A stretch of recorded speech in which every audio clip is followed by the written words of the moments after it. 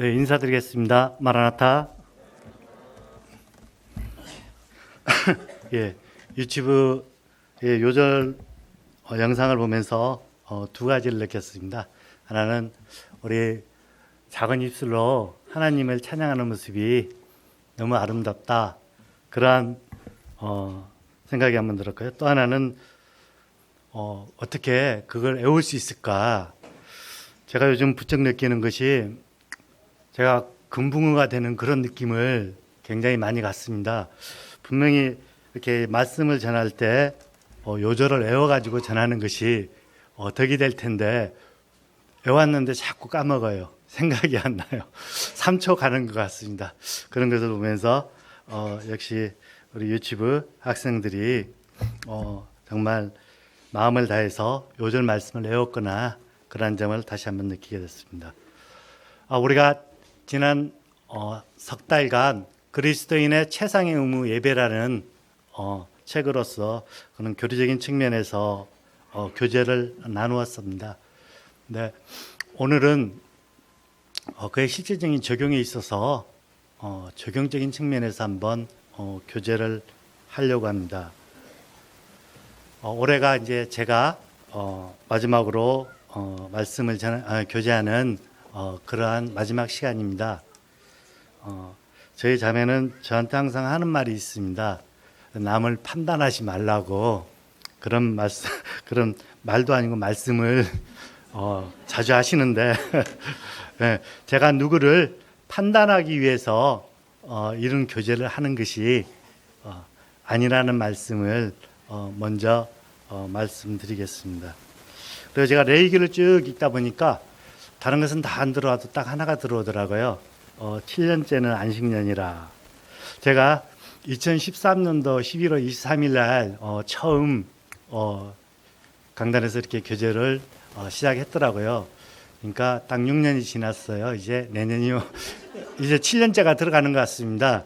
제가 이 말씀을 전하는 이유는 최현수 형제님 기억하고 계시라고 예, 말씀을 전하겠습니다. 예.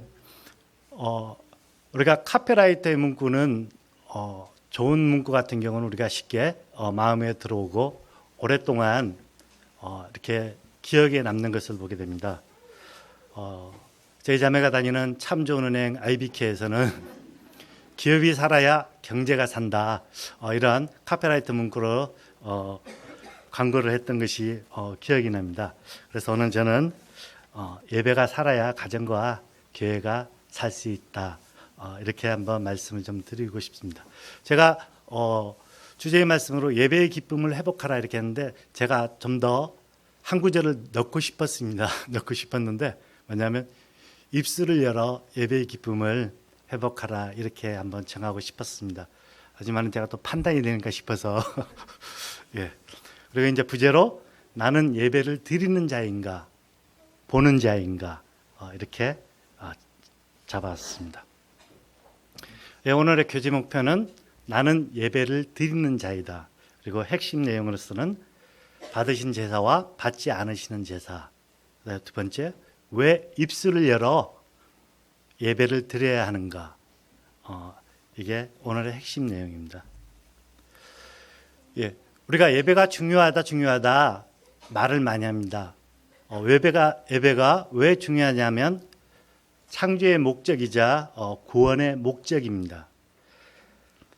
이사야서 43장 27절에는 이렇게 말씀하고 있습니다. 이 백성을 내가 지었나니 나를 찬송하게 하려 함이니라. 예, 하나님께서 우리를 지은 목적과 구원의 목적이 하나님께서 찬송 받으시게 하기 위해서 저희를 창조하시고 구원하셨음을 보게 됩니다. 또 두 번째로 하나님의 임재를 경험할 수 있기 때문입니다. 예배는 실질적으로 힘이 있다고 합니다. 왜 힘이 있냐고 하면 그것은 하나님의 임재를 경험할 수 있기 때문이라고 합니다. 시편 22편 3절에서는 이것도 분명히 제가 애왔는데 잘 생각이 안 나요. 이스라엘의 찬송 중에 계시는 주여 주는 거룩하시나이다. 이렇게 말씀하고 있습니다. 이스라엘의 찬송 중에 계신다고 다시 말씀하고 있습니다. 또 마가복음 18장 20절에서는 두세 사람이 내 이름으로 모인 곳에 나도 그들 중에 있겠다고 이렇게 말씀하고 있으신 것을 보게 될 때 분명히 우리가 예배를 드릴 때 우리의 가운데 하나님이 임재하심을 보게 되는 것입니다.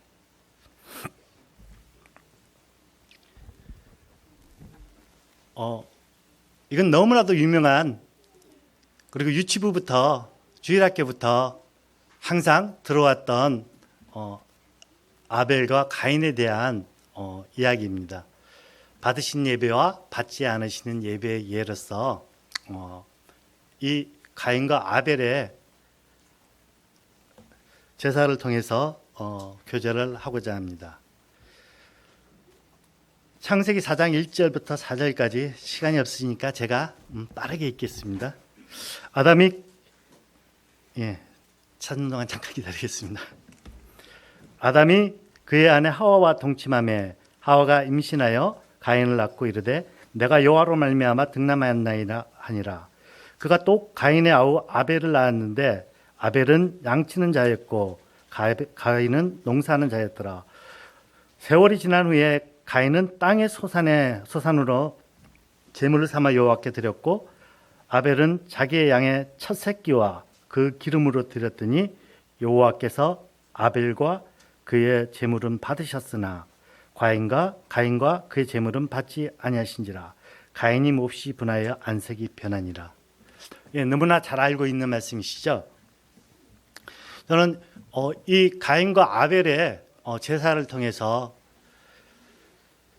예배에는 두 가지가 있는 것을 보게 되었습니다. 하나는 하나님께서 받으시는 예배와 하나님께서 받지 않으시는 예배가 있음을 보게 됐습니다. 분명히 사람의 눈으로 보기에 겉으로는 이 제사는 아무런 문제가 없었습니다. 그러나 분명한 점은 아벨의 제사는 하나님께서 받으셨고 가인의 제사와 그의 제물은 받지 않으셨다는 점입니다. 가인과 그의 제사를 받지 않는 이유에 대해서는 땅에 저주받은 땅의 소산의 제물로 드렸기 때문에, 아니면 또 히브리서의 말씀을 통해서 믿음으로 드리지 않았기 때문에 이렇게 이야기하는 것이 이렇게 있습니다. 그러나 저는 오늘 여기에서 예배의 관점에서 교제를 나누고자 합니다. 이 말씀을 통해서 우리가 알 수 있는 것은 예배는 보는 것이 아니라 드리는 것이라, 이러한 말씀이라는 것입니다. 예배는 드리는 사람의 마음이 있지 않고 받는 사람의 마음에 있다는 것을 보게 됩니다. 오늘날 우리가 예배에 참석하는 이유는 다양할 것입니다. 어떠한 분들은 하나님께 진정한 감사와 찬양과 영광을 드리기 위해서 참여하시는 분도 있을 것이고, 또 어떠한 분들은 이제 마지못해서 의무감으로 참석하시는 분들도 계시고, 또 다른 한편에서는 형제와 부모님의 손에 이끌려서 이렇게 예배에 참석하신 분도 혹 있으리라 생각합니다.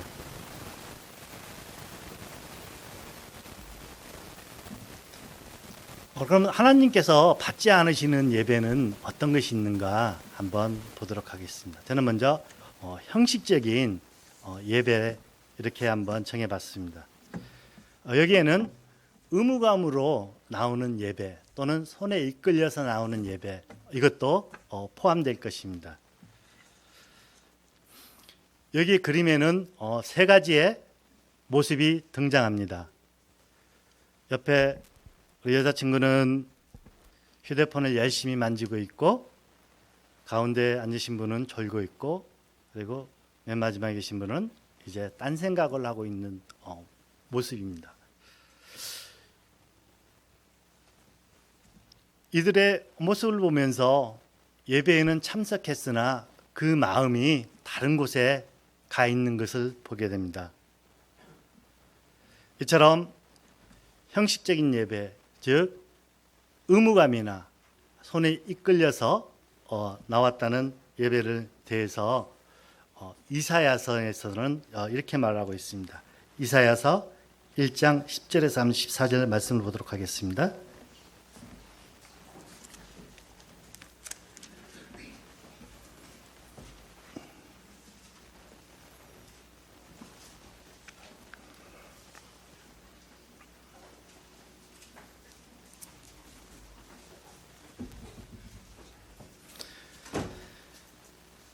이 이사야는 으시야 왕 때부터 히스기야 왕 때까지 약 60년에 걸쳐서 선지자로서 사역을 했던 그러한 사람이었습니다.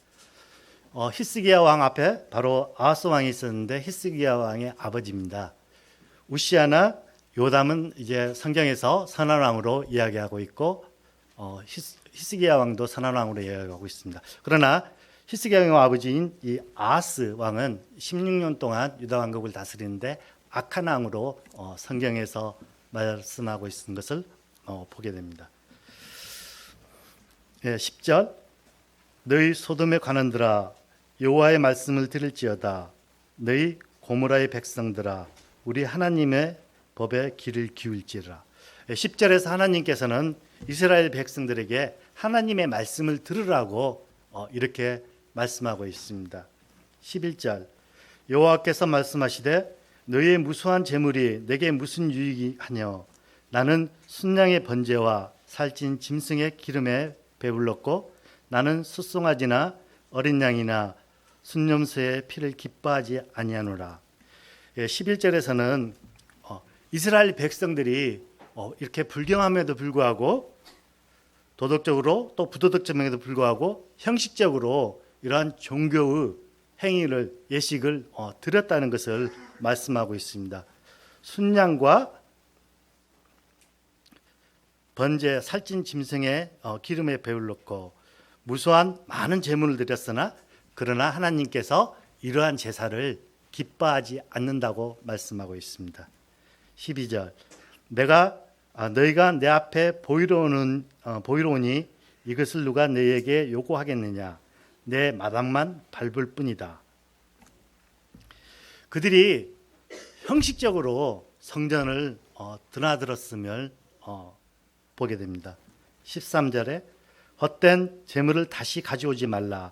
분향은 내가 가증히 여기는 바요 월삭과 안식일과 대령 모이는 것도 그러하니 성에 아울러 악을 행하는 것을 내가 견디지 못하겠노라.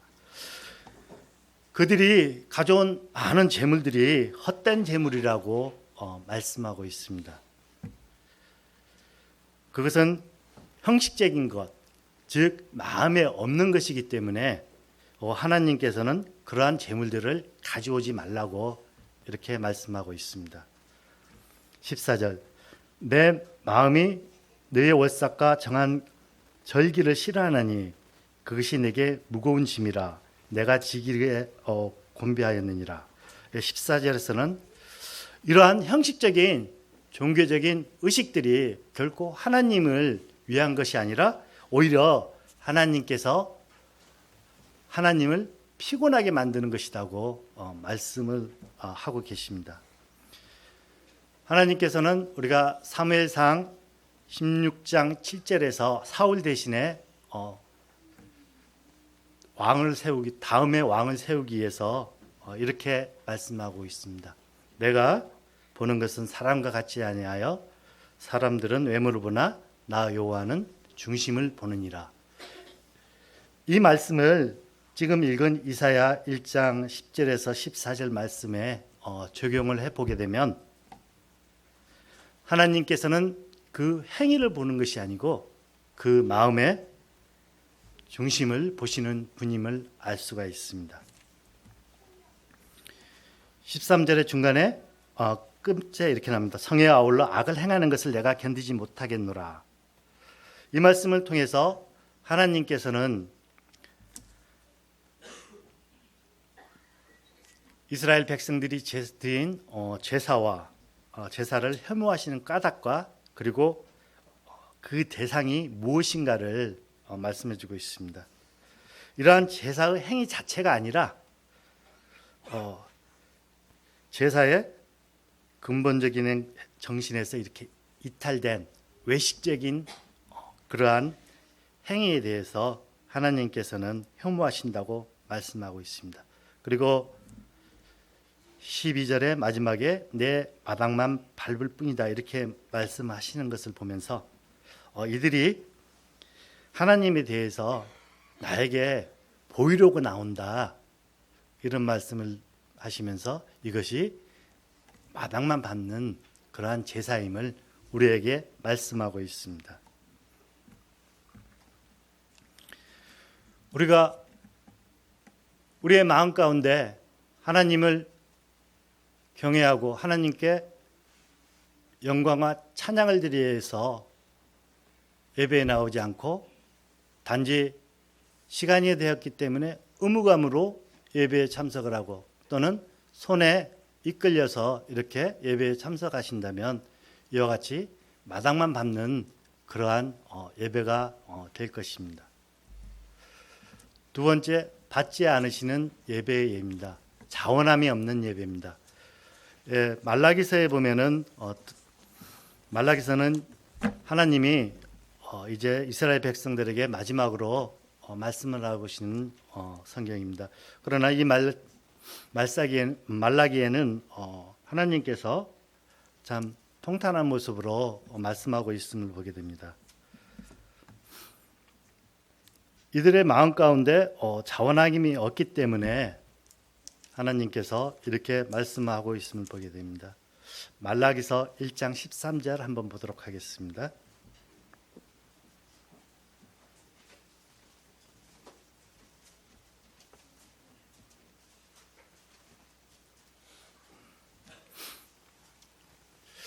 이 그림을 보니까 재물의 상태가 어떻습니까? 약간 지금 맛이 간 상태죠. 그리고 이 재물을 끌고 나오는 사람의 눈도 약간 좀 맛이 경건하지 못하는 그러한 모습임을 보게 됩니다. 1장 13절 읽겠습니다. 만군의 여호와가 이르노라 너희가 또 말하기를 이 일이 얼마나 번거로운가 하며 코수슴을 치며 훔친 물건과 저는 것 병든 것을 가져왔느니라. 너희가 이같이 봉헌물을 가져오니 내가 그것을 너희 손에서 받겠느냐. 이는 여호와의 말씀이니라. 이처럼 자원함이 없는 예배를 하나님께서는 받지 않으신다고 말씀하고 있습니다. 이 말라기 시대의 이스라엘 백성들은 이러한 하나님께 제사를 드리는 것을 번거롭게 생각했다는 것입니다. 우리의 마음 가운데 하나님을 예배하고자 하는 마음이 없으면 이렇게 참석하는 것도 번거롭다 이렇게 생각을 할 수 있다는 것입니다.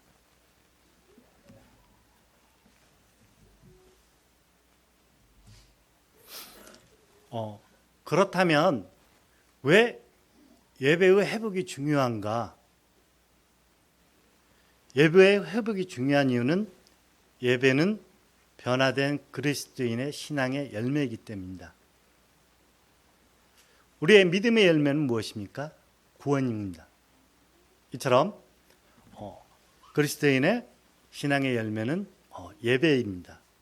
예배서 5장 9절 10절 보니까 빛의 열매는 모든 착함과 의로움과 진실함에 있느니라. 10절 주를 기쁘시게 할 것이 무엇인가 시험해보라. 9절에서 바울은 이렇게 말하고 있습니다.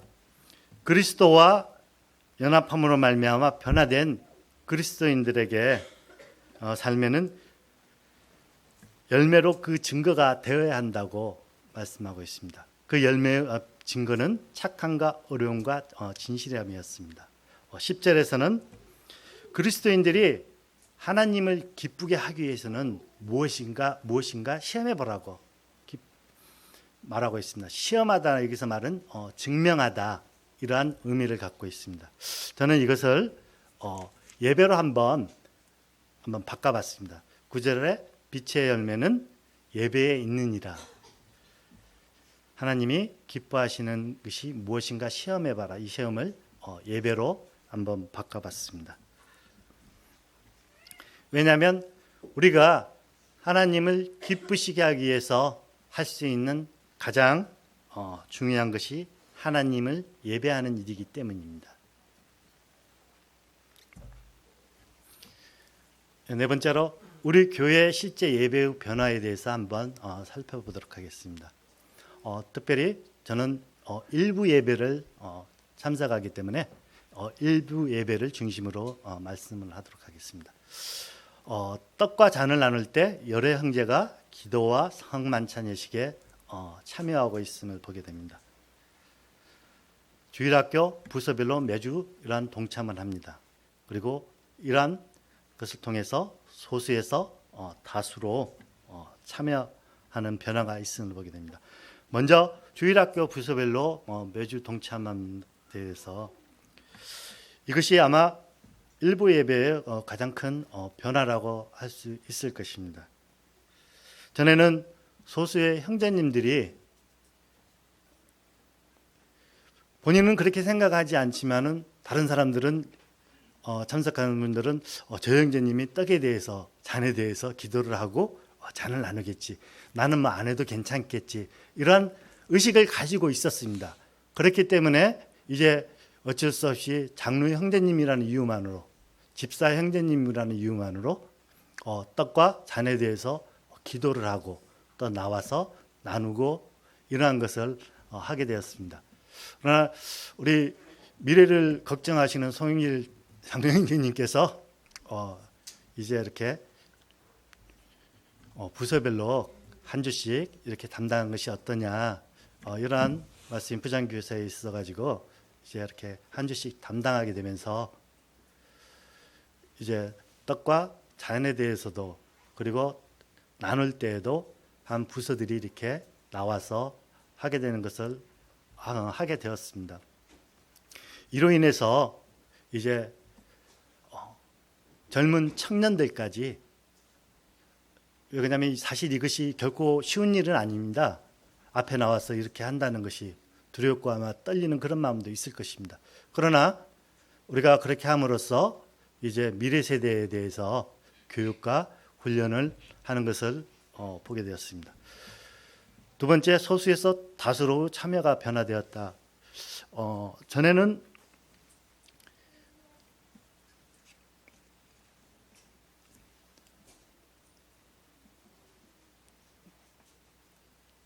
몇 분 안 되시는 이제 형제님들께서 이렇게 기도를 하고 또 찬송을 했었습니다. 그러나 이제 이러한 변화를 통해서 그래도 전보다는 많은 형제님들이 찬송과 기도에 동참하게 되는 것을 보겠습니다. 저는 구원받은 지 얼마 안 된 동영이나 동영, 민혁, 선재 형제가 두렵지만 그래도 입술을 열어가지고 이렇게 예배에 참여하는 모습을 볼 때 참 기쁨이 있었습니다. 특별히 청년 형제들이 예배 시간 전에 이렇게 모여서 예배를 위해서 기도드린다고 이런 말씀을 들었을 때 또 그러한 것을 통해 가지고 실제 예배에서 참여하는 그러한 우리 청년들이 더 많아질 때 정말 우리가 실질적으로 이런 예배에 있어서 변화가 있구나 그러한 점을 느꼈습니다. 그러나 동시에 우리 교회의 실질적인 예배의 문제점도 있다는 것입니다. 제가 다시 한번 말씀드리겠지만 제가 이런 말씀을 하는 것은 누구를 판단하기 위함이 아니라 제가 올해 마지막이기도 하고 적용 부분이기도 하고 그래서 한번 이렇게 교제를 나눕니다. 기도와 찬양 선곡에 있어서 아직도 소수의 형제님들만이 참여한다는 것입니다. 실례로 지난주 한번 예를 한번 들어보겠습니다. 지난주에 총 8분의 형제님들이 기도에 참여했습니다. 그 중에서 7분은 떡과 잔 전에, 그리고 2분은 떡과 잔을 나눌 때 기도에 참여했습니다. 근데 이것을 또 나눠보면 5명은 청년 형제님들이 했고, 그다음에 3명은 기혼 형제님들이 했습니다. 기혼 형제님들이 지난주에 많이 했으면 좀 더 많은 숫자가 올라왔을 텐데, 우리가 예배를 드릴 때 이 앞쪽에 앉아 있는 형제들이 대강 한 15명 정도 됩니다. 15명에서 20명. 그다음에 이제 의자에 앉으신 분들이 한 20여 분, 30여 분 정도 되거든요. 평균 잡아 한 50명 잡고 8명 이렇게 하니까 한 16% 정도 이렇게 예배 기도에 참여하는 것을 보게 됐습니다. 이것이 딱 4등분 하면은 한 15명 정도 될 거예요. 15명. 12명 정도 될 것 같습니다. 그 다음에 또 주일마다 한 번씩만 드린다도 12명이고 또 중복으로 드신 분들도 있으니까 한 15명 정도 될 수 있을 것 같네요. 이 정도 참여해가지고 이렇게 우리가 입술을 열어서 하나님께 기도를 드리는 것이 좋지 않을까 하는 생각을 한번 해봤습니다. 왕 같은 제사장으로서 직무를 테마이라고 이렇게 제가 한번 적어봤습니다. 우리는 늘 왕 같은 제사장이라고 입술로는 말하고 있습니다. 그러나 왕 같은 제사장으로서 의무에 대해서는 소홀히 하는 경향이 있습니다. 그렇기 때문에 제사장은 제사를 주관해야 됩니다. 제사를 주관해야 될 제사장이 예를 들어서 이제 구약으로 한번 예를 들어 보겠습니다. 백성들이 제사를 위해서 짐승을 가지고 왔습니다. 짐승을 가지고 왔는데 아무 말도 안 해요. 그러면 제물을 가져온 그 사람은 정말 답답할 것입니다. 그러나 그 백성이 제물을 가져왔을 때 제사장이 어떻게 해 이렇게 이야기를 한다면은 그 제물을 가지고 온 그 사람은 굉장히 편할 것입니다. 이처럼 제사장이 그 직무를 태만하지 않고 이행할 때 그 제사가 원활하게 돌아가는 것을 보게 됩니다. 두 번째, 분향단의 향이 꺼지는 것 같다. 이렇게 말씀드리겠는데 출애굽기 30장 7절 8절 말씀에 보면 제사장이 매일 아침과 저녁으로 향을 살랐다는 것을 말씀하고 있습니다. 이 향이 여호와 앞에서 끊이지 않았다고 말하고 있습니다. 왜 아침 저녁으로 향을 살라야 했으며 꺼지지 않아야 했을까 곰곰이 생각해 보면서 이 향의 사용 목적은 하나님의 영광을 위해서, 여호와의 영광을 위해서였기 때문에 그것이 꺼지면 되지 않아야 했던 것입니다. 이처럼 하나님은 오늘 예배에서 나오는 찬양과 기도를 통해서 백성들의 예배를 바라시는 당신의 기쁨을 충족하는 그러한 예배를 바라고 계심을 보게 됩니다. 왜 입술을 열어 기도를 해야 되는가? 여기에 대해서 한번 보겠습니다. 결코 중우가 자는 것이 아닙니다. 중우가 주일학교에서 제가 듣기로는 정말 기도에 열심이다고 그러한 말을 들었습니다. 방금 앞서서 말했다시피 기도는 분향단에 피어오르는 향과 같기 때문입니다. 계시록 5장 8절 말씀 한번 보겠습니다.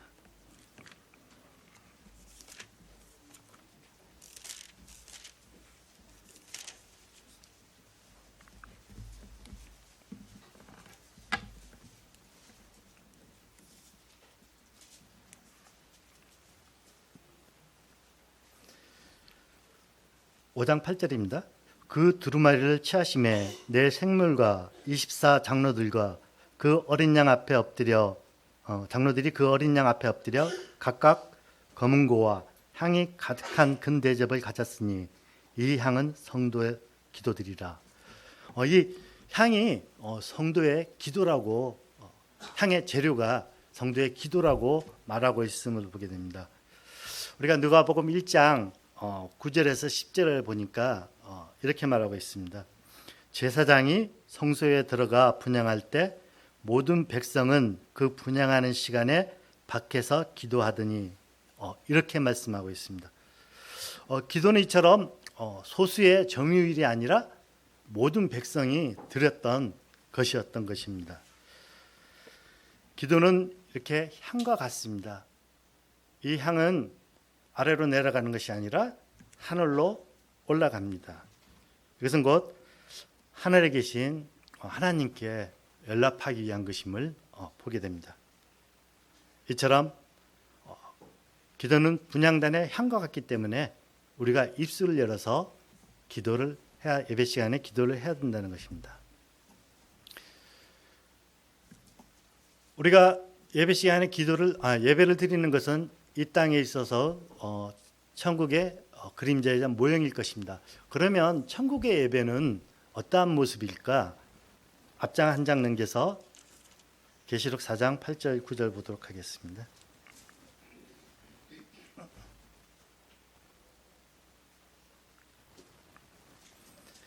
네 생물은 각각 6날개를 가졌고 그 안과 주위에는 눈들이 가득하였더라. 그들이 밤낮 쉬지 않고 이르기를 거룩하다 거룩하다 거룩하다 주 하나님 곧 전능하신 이여 전에도 계셨고 이제도 계셨고 장차 오실니라고. 그 생물들이 보좌에 앉으사 세세토록 살아계신 이에게 영광과 존귀와 감사를 돌릴 때 이렇게 말씀하고 있습니다. 하늘의 예배의 모습을 보니까 네 생물과 24장로들이 입술을 열어서 거룩하다 거룩하다 거룩하다 하면서 입술을 열어서 하나님을 찬양하는 모습을 보게 됩니다.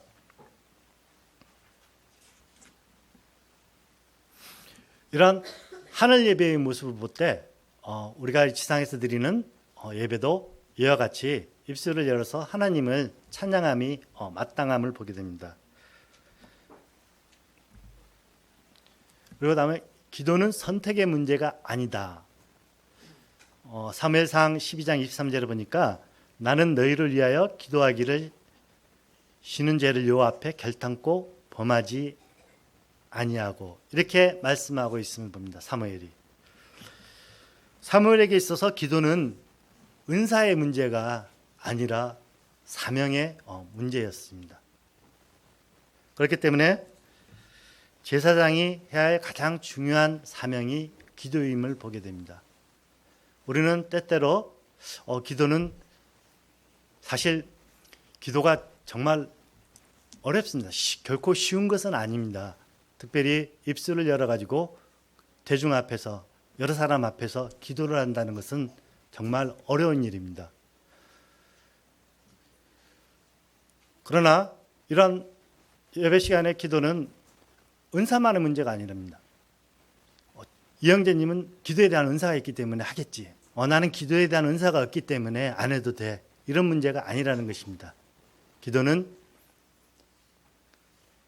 변화된 그리스도인의 신앙의 열매이기 때문에 예배는 우리가 그것은 은사가 아니라 사명이라는 것을 다시 한번 보게 됩니다. 제 사진을 한번 여봤는데요. 이것은 하품하는 사진이 아닙니다. 입술을 열어서 기도하고 있는 그러한 모습입니다. 우리가 왜 입술을 열어서 기도해야 되는가? 두 번째, 그리스도의 이름을 증언하는 입술의 열매이기 때문입니다. 히브리서 13장 15절에는 이렇게 말씀하고 있습니다. 그러므로 우리는 예수로 말미암아 항상 찬송의 제사를 하나님께 드리자. 이는 그 이름을 증언하는 입술의 열매니라. 그리스도인들이 할 예배는 항상 하나님께 감사함으로 찬미하는 그러한 예배이기 때문입니다. 하나님이 원하는 예배는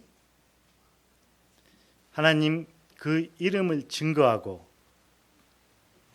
드러내는 찬양으로서 이렇게 함으로 했을 때 비로소 하나님과의 계약이 진실하게 이행될 수 있는 조건이기 때문입니다. 그래서 하나님께서는 황소를 드리는 것보다 찬송과 감사의 입술의 제사를 더욱 기뻐하신다고 시편 69편 30절 31절에 이렇게 말하고 있습니다. 다윗 왕은 내가 노래로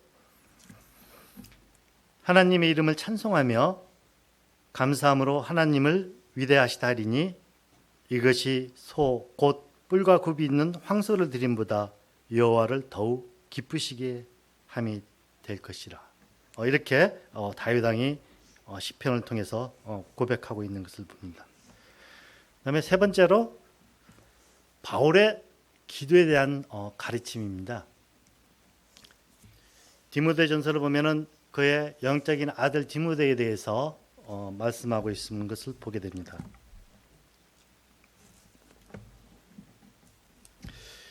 이 장에 이제 바울이 디모데에게 기도에 대해서 디모데가 이제 실제적인 목회 활동을 하는 데 있어서 지침을 주고 또 기도에 대해서 가르침과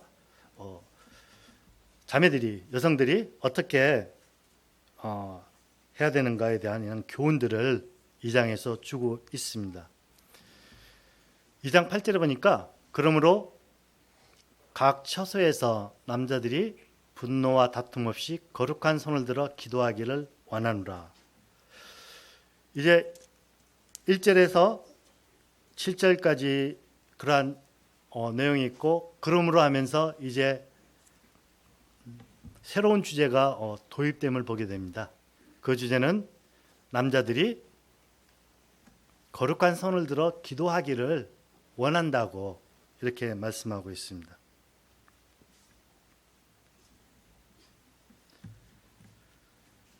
그리고 공중 예배에 있어서 남자와 여자가 지켜야 될 규례에 대해서 말하면서 8절에서는 남자에 대한 그러한 규범을, 그 다음에 9절에서는 여자들이 이와 같이 여자들도 이렇게 말한 것을 보면서 이제 남자들이 공중 예배에 참석할 때 손을 들어서 거룩한 손을 들어 기도할 때 우리 자매들은 어떠한 마음으로 예배에 참석해야 될 것인가? 그 마음은 정결한 거룩한 심령을 가진 정결한 마음을 가지고 예배에 참여해야 됨을 말씀하고 있습니다. 그럼 우리가 어떻게 예배를 하나님이 기뻐하는 예배를 드리기 위해서 입술을 열어서 기도와 찬송을 못했다면 어떻게 극복해야 될 것인가 한번 보도록 하겠습니다. 극복하는 것은 정말 성령님이 심실한 가운데 있지 아니한다면 준비를 해야 될 것입니다. 왜냐하면 형식이 아닌 실제의 본질에 충실하기 위해서입니다. 그리고 예배의 준비가 곧 예배의 시작이기 때문입니다.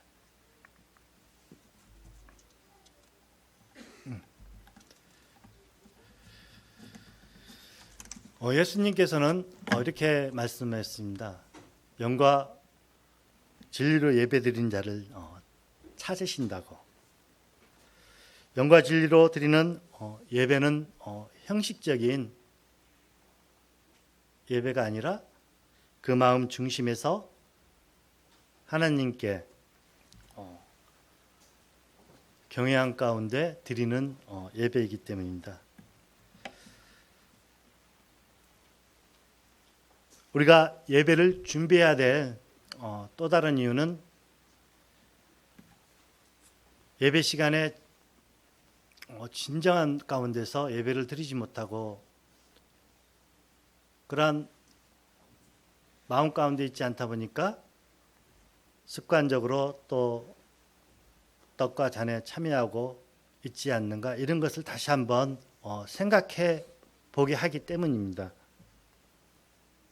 그리고 우리가 예배를 준비함으로 인해서 우리가 예배를 대하는 마음의 자세를 바꿀 수가 있다는 것입니다. 두 번째로 예배의 준비가 곧 예배의 시작이기 때문입니다. 우리가 성적이 좋은 사람들을 보게 됩니다. 그 사람들의 특징은 무엇입니까? 아무런 시험 공부도 하지 않았는데 성적이 잘 나왔기 때문입니까? 아니라는 것입니다. 그 사람은 시험을 보기 전에 미리 시험에 대한 준비를 했기 때문에 성적이 잘 나올 수밖에 없었다는 것입니다. 우리가 여러 성도님들이 함께 모여서 예배를 드리지만 어떠한 분들은 준비된 마음으로 예배를 드리기도 하고 또 그렇게 함으로써 그러한 진정한 예배에 참여한 자가 되게 됩니다. 그러나 한편에서는 그러한 세상의 모든 삶 가운데 있다가 주일날 또 예배의 시간이 되니까 참석함으로 인해서 예배의 주관자가 되지 못하고 이제 구경하는 그러한 사람도 될 수 있기 때문에 우리가 예배를 준비해야 된다는 것입니다. 그러면 이 예배라는 것은 우리가 주일날 모여서 예배를 드릴 때 그때부터 시작되냐 하는 점입니다. 결코 그렇지 않다는 것입니다. 우리가 예배를 준비하게 되면 예배를 준비하는 그 순간부터 예배가 시작된다는 것입니다. 왜냐하면 사람들은 마음이 그 행동을 결정하기 때문입니다. 또한 이러한 예배의 준비는 공적인 모습과 은밀한 사적인 모습을 그러한 간극을 메워주는 역할을 하기도 한다는 것입니다. 우리가 그러므로 인해서 자신을 돌아보게 되고 그리고 적어도 예배를 준비하는 그 시간만큼은 사단의 유혹에서 우리가 사단의 유행이 범접할 수 없는 그러한 시간이 되기 때문입니다. 이렇게 예배가 회복되었을 때 무엇이 있냐? 큰 기쁨이 있음을 보게 됩니다. 히스기야 왕이 왕위에 등극하면서 이제 두 가지 일을 하게 됩니다. 성전을 정화하는 것과 유월절을 다시 지키는 것. 이렇게 했을 때 이제 예루살렘에 큰 기쁨이 다윗 아들 솔로몬 때부터 이러한 기쁨이 없었다고 성경은 말하고 있습니다. 아달랴를 포함하면 유다 왕국의 13번째 왕이고 빼면은 12번째 왕이고 솔로몬을 포함하면 14번째고 13번째입니다. 그동안 이스라엘에 이러한 큰 기쁨이 없었다는 것입니다. 그러나 히스기야가 이제 예배를 통해서 모든 것을 회복했을 때 예루살렘에 큰 기쁨이 있었음을 보게 됩니다. 히스기야 왕 한 사람으로 인해서 시작된 이러한 예배 회복은 온 유다가 회복되는 그러한 결과를 낳게 됩니다. 특별하게 우리 형제님들이 입술을 열어서 예배에 참여하고 입술을 열어서 하나님을 찬양하고 그랬을 때 먼저는 우리 가정이 큰 기쁨이 있을 것입니다. 이제 마지막으로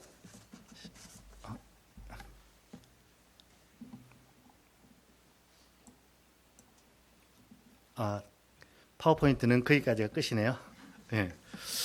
이제 다시 처음으로 들어와 가지고 가인과 아벨의 제사를 보면서 하나님께서는 이렇게 외식적인 형식적인 그러한 예배보다는 진정한 마음 가운데 드리는 그러한 마음의 자세를 더 중요하게 보신다는 것을 보게 되었습니다. 또 히브리서 11장 4절에서는 믿음으로 아벨은 가인보다 더 나은 제사를 하나님께 드림으로 의로운 자라 하시는 증거를 얻었으니 이는 그 예물에 대한 증거이심이라 이렇게 말씀하고 있습니다.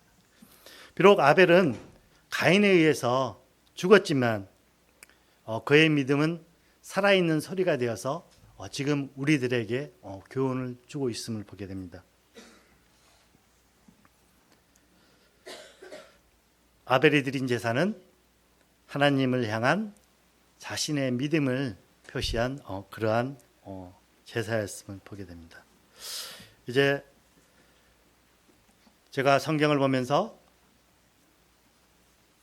하나님께서 이스라엘 백성들을 출애굽시킨 목적도 예배를 받기 위함이었습니다. 그리고 이스라엘 백성들이 멸망한 이유도 그들이 예배에 실패했기 때문에 였음을 보게 됩니다. 우리도 이제 어떠한 마음과 어떠한 가짐을 가지고 마음의 자세를 가지고 하나님께 예배를 드려야 될 것인가 곰곰하게 한번 생각해 보는 시간이 되었으면 해서 오늘 주제로 교제를 나눴습니다.